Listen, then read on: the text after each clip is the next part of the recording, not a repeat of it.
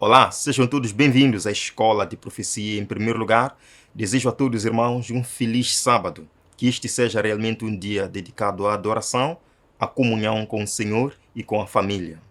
Estamos aqui para acompanhar os eventos finais que apontam para a segunda vinda de Cristo. E logo em seguida iremos abordar mais um aspecto ligado ao nosso debate com as testemunhas de Jeová. Iremos falar sobre o Espírito Santo. Deus, Pai, Filho e Espírito Santo. É isto bíblico ou não? Veremos através da palavra de Deus. Irmãos, o juiz associado da Suprema Corte dos Estados Unidos da América, Samuel Alito, que na verdade foi nomeado juiz em 31 de outubro de 2005 por George Bush, e que é católico praticante, ele hasteou a bandeira que identifica agora o movimento nacionalista cristão em sua casa de praia em New Jersey. E esta bandeira tem origem na Guerra Revolucionária da América, mas nos últimos anos está associada ao movimento nacionalista cristão. O mesmo movimento quer tomar a América em suas mãos. Irmãos, esta bandeira, a propósito, foi carregada por manifestantes no Capitólio dos Estados Unidos da América em 6 de janeiro de 2021, naquela grande manifestação. 23 de maio de 2024, bandeira associada ao nacionalismo cristão é hasteada na casa de praia de Alito, diz o relatório. O que nós podemos esperar quando até juízes da Suprema Corte estão já imbuídos com este espírito de violência nacionalista cristão, que acredita que Cristo deve ser levado à força ao coração de todo americano, que a América deve ser uma nação cristã à força. O que podemos esperar se até juízes já estão aderindo a este movimento? Vemos aqui, irmãos. We're going to focus more closely now on that New York Times reporting about that appeal to heaven flag seen flying outside Supreme Court Justice Samuel Alito's New Jersey beach home last year. Vamos nos concentrar mais de perto agora na reportagem de New York Times sobre a bandeira de apelo ao céu, hasteada do lado de fora da casa de praia do juiz da Suprema Corte, Samuel Alito. The flag has origins dating to the Revolutionary War, but is now associated with Christian nationalism. A bandeira tem origens que datam da Guerra Revolucionária, mas agora está associada ao nacionalismo cristão.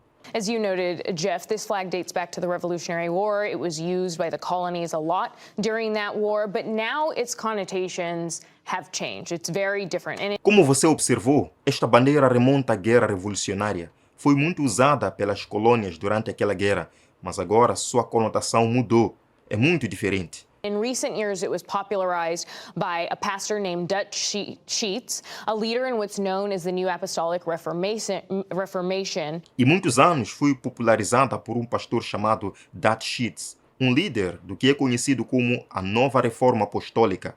And they believe that it's destiny for the U.S. to be a completely Christian nation. E eles acreditam que é destino dos Estados Unidos da América serem uma nação completamente cristã. Ok? Nação completamente cristã, a América. Isto só seria possível pela força, pela coerção. Sim, irmão, vamos continuar. I would say it has become a symbol of right-wing Christian extremism, of Christian supremacy, of aggressive Christian nationalism, especially built around ideas of spiritual warfare. Eu diria que se tornou um símbolo do extremismo cristão de direita, da supremacia cristã, do nacionalismo cristão agressivo, especialmente construído em torno de ideias de guerra espiritual. And fighting against the demons that they believe have taken over the United States. Luta contra os demônios que acreditam tomaram conta dos Estados Unidos da América. E então, nossa repórter, dá-nos um pouquinho mais de explicação sobre isto. To expand on that, Jeff believes in Christian supremacy, believes that Christianity should be the official religion of the United States. Apenas para expandir isso, acredita na supremacia cristã, acredita que o cristianismo deveria ser a religião oficial dos Estados Unidos. Ending any separation of church and state and trying to enact their vision of a Christian society. E acabando com qualquer separação entre igreja e Estado, tentando implementar sua visão de uma sociedade cristã. As we reported earlier this year, House Speaker Mike Johnson has this appeal to heaven flag has has put it outside of his Capitol Hill. E como informamos no início deste ano, o presidente da Câmara, Mike Johnson, tem esta bandeira, coloca-a fora do seu escritório no Capitólio. E então, o que podemos esperar?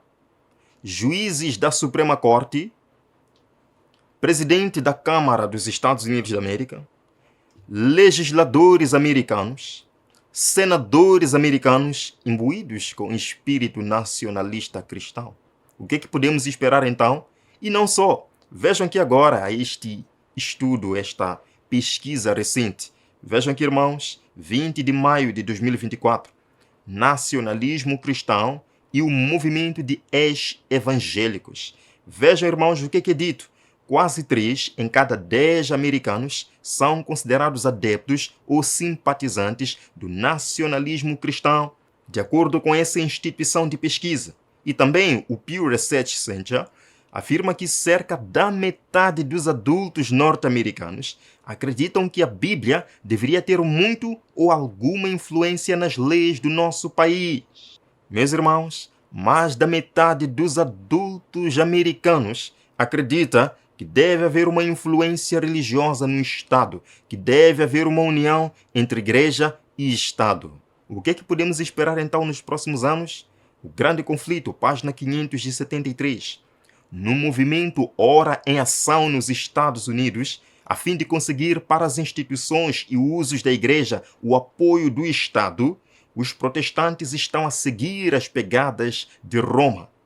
Na verdade, o que estão a fazer os protestantes? O que a América está fazendo neste movimento nacionalista? Eles estão abrindo a porta ao papado, a fim de adquirir na América protestante a supremacia que perdeu no Velho Mundo.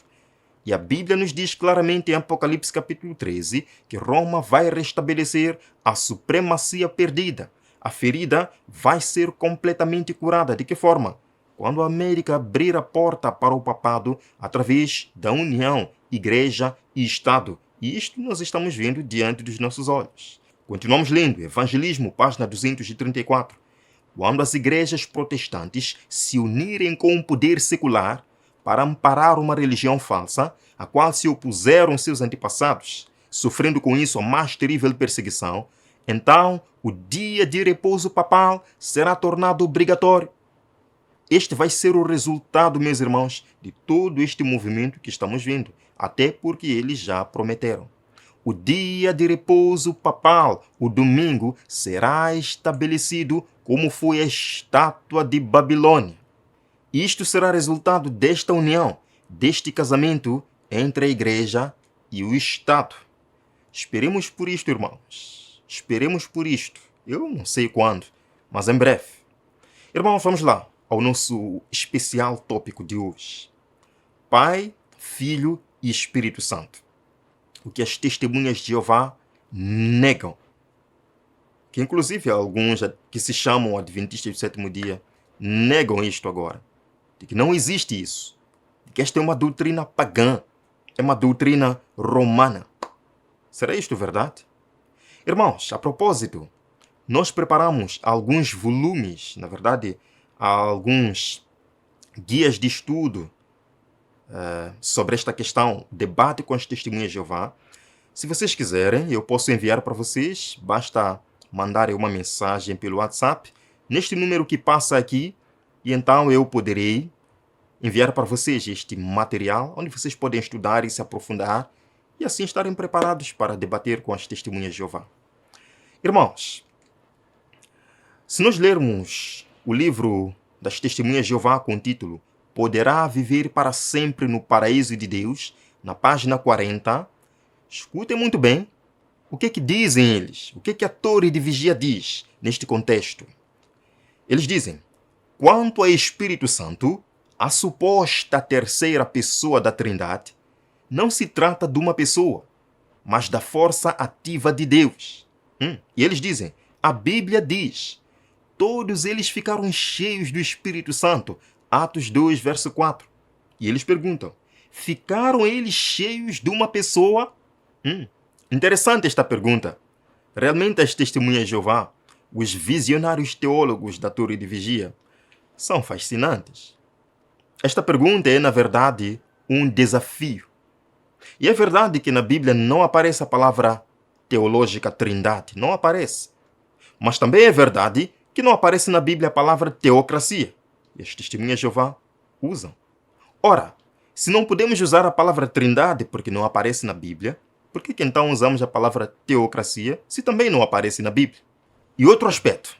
Ninguém diz que o Espírito Santo é uma pessoa no sentido comum, como nós entendemos. De que tem olhos, tem boca, tem nariz, tem 2 orelhas, tem pernas ou até órgãos genitais. É assim como nós entendemos o conceito pessoa.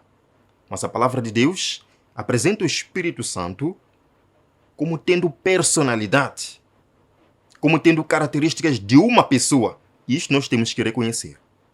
Ora, voltamos a ler mais uma passagem da Torre de Vigia, Testemunhas de Jeová, no livro A Verdade que Conduz à Vida Eterna, página 181. Eles dizem que é verdade que nenhum de nós sabe tudo sobre Jeová e os seus modos de agir. Ele é tão grandioso que os homens aprenderão sempre coisas novas a seu respeito. Uau! Nesta passagem, a Torre de Vigia está dizendo claramente que não entende tudo sobre Deus, que Deus está além da nossa compreensão. Então, por que neste contexto de Pai, Filho e Espírito Santo, já que não compreendem, negam? Por quê? Vamos lá começar com o desafio que a Torre de Vigia nos deixou. Eles disseram, voltamos a ler esta passagem, quanto ao Espírito Santo, a suposta terceira pessoa da Trindade, não se trata de uma pessoa, mas da força ativa de Deus. A Bíblia diz, todos eles ficaram cheios do Espírito Santo, Atos 2, verso 4. Ficaram eles cheios de uma pessoa? É a pergunta que a Torre de Vigia faz. Os discípulos ficaram cheios de uma pessoa? Se o Espírito Santo é uma pessoa, os discípulos ficaram cheios de uma pessoa? Interessante. Interessante. E agora eu tenho uma pergunta para a Torre de Vigia. Satanás, por exemplo, é uma pessoa ou não? É uma pessoa real ou não? Vamos lá ver a resposta da Torre de Vigia. Eles dizem no livro Poderá Viver para Sempre no Paraíso de Deus, página 18. Eles dizem, Satanás, o diabo, é uma pessoa real. E dizem aí, no sublinhado, tanto Deus como o diabo são pessoas espirituais. Então, a Torre de Vigia responde que Satanás é uma pessoa real. Então, vamos lá. João capítulo 13, verso número 27. Eu fiz questão de colocar aqui na tela para que pudéssemos ganhar tempo. João capítulo 13, verso número 27. O que é que diz a Bíblia sobre o diabo? A Torre de Vigia concorda que o diabo é uma pessoa real. Vejam aqui, irmãos. Na nova versão internacional diz, tão logo Judas comeu o pão, Satanás entrou nele. Como é que Satanás, uma pessoa real, que até as próprias testemunhas de Jeová concordam com isto, como é que Satanás conseguiu entrar em Judas? E o Espírito Santo, que dizem que não é pessoa, não conseguiu entrar nos discípulos? Irmãos, fica claro isto aqui. Quando a Bíblia diz que os discípulos ficaram cheios do Espírito Santo, na verdade está dizendo que o Espírito Santo moveu os discípulos. Quando a Bíblia diz que Satanás entrou em Judas, está dizendo que Satanás moveu Judas a trair Jesus. Fica claro? Gálatas capítulo 3, verso 27 diz, porque todos quantos fostes batizados em Cristo, já vos revestistes de Cristo. Como é que nós podemos nos vestir de uma pessoa real? Claramente está dizendo que Cristo nos envolve, que Cristo nos move, Cristo nos transforma. Portanto, amigos testemunhas de Jeová, a pergunta que vocês fizeram, se o Espírito Santo é uma pessoa, como é que conseguiu entrar nos discípulos? Não tem lógica, porque o diabo, que também é pessoa, e vocês concordam, entrou em Judas. E Cristo, e nós devemos nos revestir de Cristo, que também é uma pessoa real. Bem, amigos, a Bíblia fala de um único Deus. Não existem 2 deuses, nem 3 deuses. A Bíblia fala de um único Deus. Lemos aqui em Deuteronômio capítulo 6, verso 4, na nova versão internacional. A palavra de Deus diz, escute Israel, o Senhor, o nosso Deus, é o único Senhor. Existe apenas um único Deus. Mas, irmãos, está claro na palavra de Deus que esse Deus se apresenta de 3 maneiras: Pai, Filho e Espírito Santo. Isto está claro na palavra de Deus. Vamos então, João capítulo 14, verso 26. Estou lendo da versão Almeida Corrigida e Fiel. Diz: mas aquele Consolador, o Espírito Santo, encontramos aí, o Espírito Santo, que o Pai enviará, encontramos 2, o Pai, em meu nome, em nome de quem? De Jesus. Esse vos ensinará todas as coisas e vos fará lembrar de tudo quanto vos tenho dito. Não só. Primeira carta a Coríntios 12, versos 4 a 6. Há diferentes tipos de dons, mas o Espírito é o mesmo. Encontramos? O Espírito Santo. Continua. Há diferentes tipos de ministérios, mas o Senhor é o mesmo. Encontramos? Jesus, o Senhor. Terceiro, há diferentes formas de atuação, mas é o mesmo Deus quem efetua tudo em todos. Meus irmãos, meus amigos, fica claro que os primeiros discípulos, a igreja primitiva, recebia e entendia muito bem esta doutrina. Pai, Filho e Espírito Santo. Está claro na palavra de Deus. E não para por aqui. Segunda carta a Coríntios 13, verso 13. Almeida Revista e Atualizada. Diz: a graça do Senhor Jesus Cristo, 1. O amor de Deus, 2. E a comunhão do Espírito Santo sejam com todos vós. 3. A graça de Jesus Cristo, o amor de Deus, a comunhão do Espírito Santo, está aqui na palavra de Deus. Como negar estas coisas? Vamos lá, Efésios 4, 4 a 6. Há um só corpo e um só Espírito. Amém? Encontramos o Espírito. Continua. Um só Senhor, uma só fé, um só batismo. Um só Senhor, Jesus Cristo. Um só Deus e Pai de todos. Encontramos, irmãos, mais uma vez, o Espírito, Senhor, que é Jesus, e Deus, Pai. Está patente na palavra de Deus. Agora, um filósofo chamado Immanuel Kant, ele dá 3 atributos para uma personalidade. Para que alguém ou para que algo seja pessoa, deve ter estas 3 características. Primeira característica, inteligência. Segunda característica, deve ter vontade. Terceira característica, deve ter emoção. Para que algo ou alguém se torne pessoa, deve ter inteligência, vontade e emoção. E a Bíblia nos diz que o Espírito Santo tem estas 3 características. Vamos ler, irmãos. O Espírito Santo tem inteligência, de acordo com 1 carta a Coríntios 2, 10 a 11 e Atos 15, verso 28. Vocês podem passar aí uma captura da tela. Estudem com mais calma. Não vou poder ler estes textos todos. Estudem com mais calma. Sim? O Espírito Santo tem vontade, de acordo com 1 carta a Coríntios 12, verso 11, João 15, verso 26, João 16, verso 8. O Espírito Santo também tem emoção, de acordo com Romanos 15, verso 30, Efésios 4, verso 30, Isaías 63, verso 10. Portanto, o Espírito Santo tem as 3 características de uma personalidade, de uma pessoa: inteligência, vontade e emoção. O Espírito Santo tem aspectos de uma pessoa, sim, meus irmãos. O Espírito Santo fala. De acordo com a 1 carta a Timóteo, capítulo 4, verso 1, diz a palavra de Deus: o Espírito diz claramente. Então o Espírito Santo fala. Um vento, uma força, uma nuvem, não fala, meus irmãos. O Espírito Santo fala, tem personalidade. Como entender isto? Este é um mistério de Deus que nós não podemos entender. As próprias testemunhas de Jeová disseram que não compreendem tudo sobre Deus. Irmãos, o Espírito Santo guia e ouve, de acordo com João 16, verso 13, que diz: mas quando vier aquele Espírito da verdade, ele vos guiará. Sim, o Espírito Santo guia em toda a verdade, porque ele não falará. Então o Espírito Santo fala. Ele não falará de si mesmo, mas dirá tudo o que tiver ouvido e vos anunciará o que há de vir. O Espírito Santo guia, o Espírito Santo fala, o Espírito Santo diz, o Espírito Santo ouve, o Espírito Santo anuncia. E estas são características de uma personalidade. Não só, o Espírito Santo ensina, de acordo com João 14, verso 26. Diz, mas aquele Consolador, vejam bem, irmãos, o Espírito Santo não é consolo, não é uma força que vem nos consolar. Ele é o Consolador. Entendem a diferença? Sim, o Espírito Santo, que o Pai enviará em meu nome, esse vos ensinará todas as coisas e vos fará lembrar de tudo quanto vos tenho dito. Então, o Espírito Santo ensina. Vejam, irmãos, que o Espírito Santo também convence. João 16, verso 8. E quando ele vier, convencerá o mundo do pecado e da justiça e do juízo.